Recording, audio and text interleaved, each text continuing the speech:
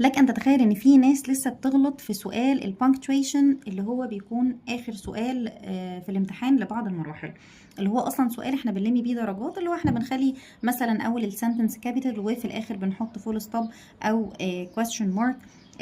البلاد بنخليها كابيتال، اللانجوجز بنخليها كابيتال، مثلا الاماكن المشهوره، الاسماء الاشخاص. طيب ايه اللي ممكن يلخبطنا في السؤال ده؟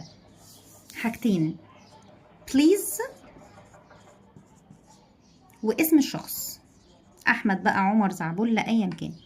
خلاص، تعال نشوف ايه اللي ممكن يغلطنا في سؤال البانكتويشن في الاتنين دول بالذات.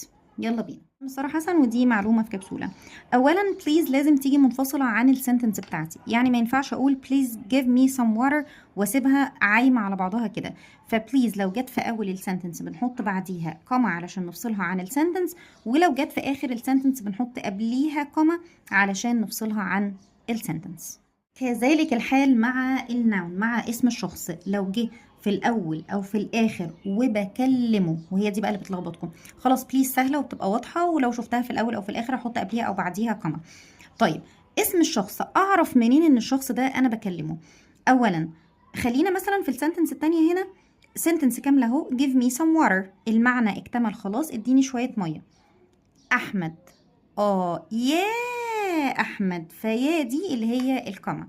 طب في السنتنس الاولاني احمد give me some water، هي معناها هنا احمد بيديني ميه ولا اديني ميه يا احمد؟ هعرف منين؟ لو كانت هنا، طبعا احنا عارفين ان احمد كسينجلر مستحيل يجي معاه verb infinitive. امال الفيرب الانفينيتيف هنا ايه؟ لو كانت احمد هو اللي بيديني ميه فكانت هتبقى احمد gives، فهي مش gives. يبقى لو كانت احمد جيفز مش هحط اي حاجه، لان كده جمله مكتمله عادي خالص. هنخلي احمد الاي بتاعتها كابيتال وفي الاخر هنحط فول ستوب. طب لو جات لي بالمنظر ده اوريدي الاي كابيتال خلاص، فمش هاخد بالي من حاجه غير ان انا هحط فول ستوب بس في الاخر. طب ما هو كده في واحده تانية ناقصه، المفروض ان احنا بنعمل حاجتين. طب يا ترى ايه الناقص؟ اعمل ايه؟ طيب هي مش احمد جيفز، هي احمد جيف. ايه ده؟ احمد وراها انفينيتيف، يبقى الفيرب هنا مش بتاع احمد. امال يا احمد give me some water، اديني ميه. يبقى احمد فصلتها عن السنتنس، لان give هنا مش بمعنى ان احمد اللي بيديني، لا ده انا بطلب من احمد اديني ميه يا احمد. فالفيرب هنا imperative او امر، انا بامره او بطلب منه، بعمل request ان هو يديني ميه. طيب اذا اسم الشخص لو جه في الاول او في الاخر والشخص ده انا بكلمه والمعنى